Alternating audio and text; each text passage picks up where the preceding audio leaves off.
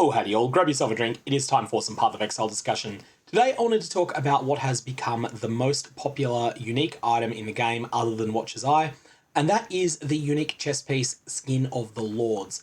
Why is this item so good? What does it do? Let's discuss that quickly. When you turn in a set of the divination card The Chosen, you'll receive a Skin of the Lords. This item can also be created by dropping the unique chest piece Skin of the Loyal, which will come from Chayula themed content, and from applying a Chayula's Blessing to it.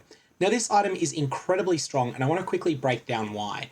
It provides +2 to the level of socketed gems. Now notice that this does not specify only skill gems or only support gems like most similar effects do.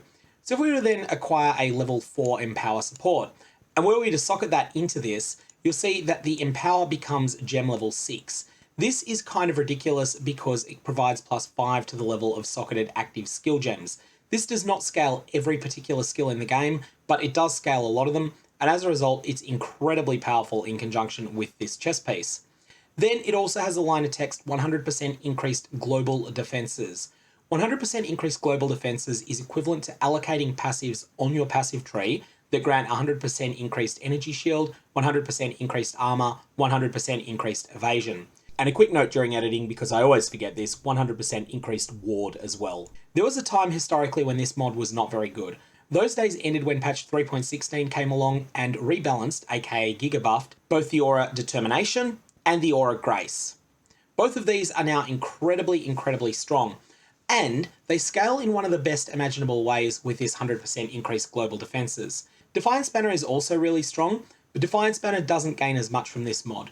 Defiance Banner's increases to armor and evasion rating are additive with this 100%. So the 24% increased armor and evasion rating from Defiance Banner and the 100% increased armor and evasion rating from Skin of the Lords add together to be a 124% increase. They don't multiply in any way. But this does multiply with the flat armor that's available on Determination and the flat evasion rating that's available on Grace. This ends up making Skin of the Lords a very powerful defensive and offensive armor simultaneously, and it tends to eclipse the classic influences on a lot of builds.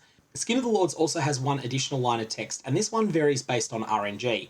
You'll see here that I have rolled Unwavering Stance on this item. Now this effect will give you any of the different keystones that are available on the passive tree. One of the extraordinarily good ones to get is Magebane. Another extraordinarily good one, albeit not good for every colour combination, is Ghost Dance.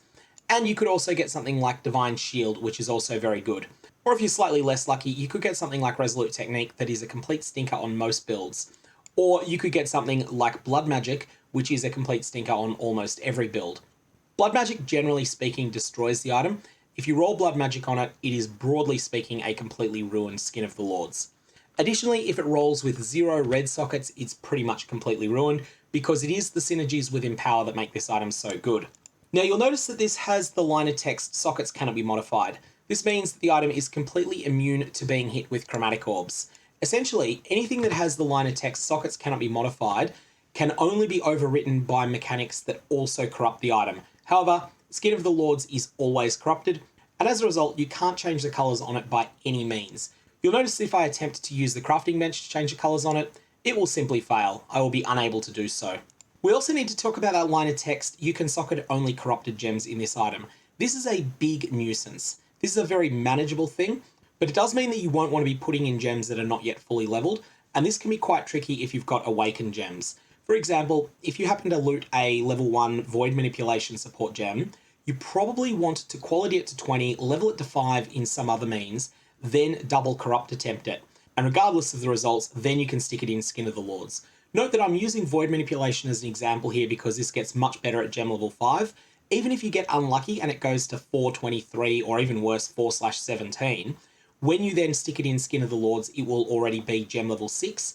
And as a result, you will get all of the benefits that come from having an Awakened Void Manipulation gem that is level 5 or higher, because it will be considered level 5 or higher because it's got +2 to the level of socketed gems, including support gems, from the item's mechanics.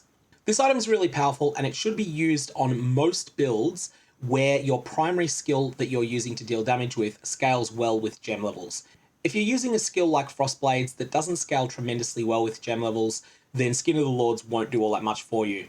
But a lot of people this league in particular are using gems that scale very well with gem levels. And that's why this is the most widely used unique item in the game at the time I'm recording this video, other than Watcher's Eye.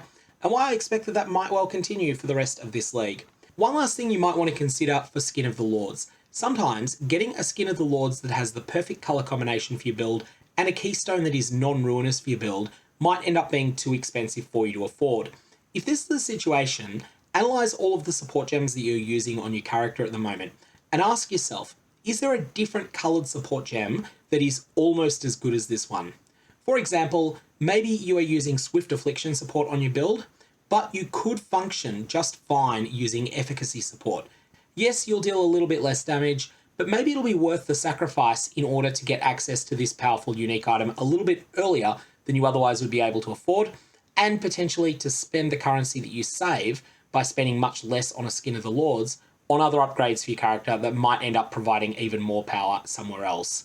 Ultimately, you can then swap to the perfect support gem configuration later down the line once you're able to afford it, or if you don't get to that point, that's fine too. You've got a very functional character without it. Anyways, may your turn-ins of the Chosen Divination card or your applications of Blessings of Chayula to Skins of the Loyal have interesting results, and I will see you around.